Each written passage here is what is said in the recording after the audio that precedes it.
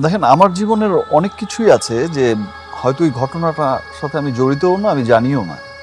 বুবলির সাথে আমার তেমন কোনো সম্পর্কই নেই, বাট আমি দেখছি যে সোশ্যাল মিডিয়ায় চলছে।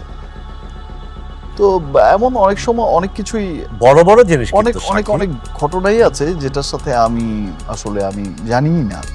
বুবলি যদি কেঁদে কেঁদে মরেও যায়, তাও শাকিব খান তার মেয়েকে স্বীকৃতি দেবে না। শাকিব জানাইছে যে বুবলি গর্ভবতী হওয়ার 7 মাস পর আমি জেনেছি যে বুবলি প্রেগনেন্ট। তখন ওই বুবলিকে প্রশ্ন করেছি, তোমার পেটে ওইটা কার বাচ্চা?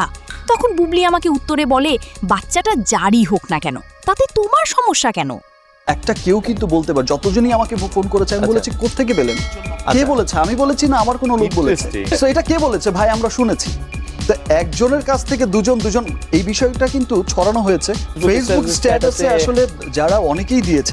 শাকিব খান আরও বলেন, বুবলিকে যেহেতু আমি বিয়ে করেছিলাম, তার মানে এই নয় যে সে যখন ইচ্ছা তখন অযথা প্রেগনেন্ট হবে। আমি তো কিছুই জানি না এসবের, সে কিভাবে কি হলো। তাই সবাই ভাবছে বুবলির মেয়েটাও আমার ওই মেয়ে।